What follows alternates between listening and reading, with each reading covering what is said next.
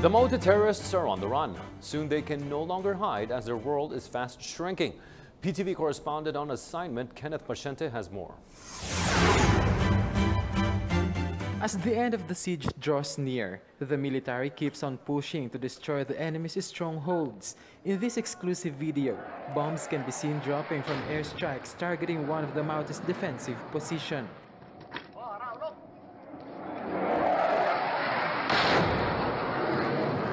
This resulted to a more limited ground for the enemies to fight and hide.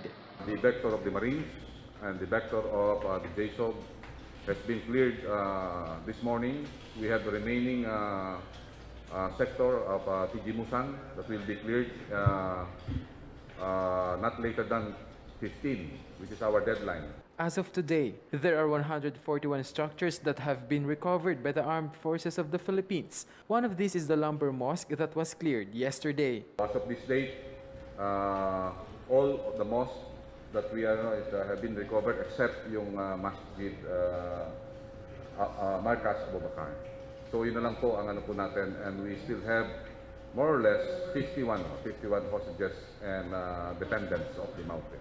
The military is still being careful on their ground assault, as the enemy still holds hostages, 10 of which are children. They are also making sure that soldiers are thoroughly selecting their targets, mostly civilians who have been forced to fight against the government and who are also the real members of the terrorist group.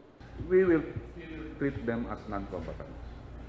Yun ang ano natin, kasi for as long as they will not get firearms, we will treat them as non-military objectives. They are civilians, so they will not be subjected to military operation. So, ang ginagawa natin talaga, as much possible, we wanted to isolate them so that they will not become collateral. Lieutenant General Bautista also asserted that the Marawi siege has no connection to what is going on in Maguindanao. I believe yung sa nangyayari dun sa Maguindanao is some sort of medyo isolated siya, considering that it is a DDIFF. Hindi siya ganong connected dito sa Maute, considering yung connected sa Maute, nahuli na natin yung 13 na involved sa Davao bombing.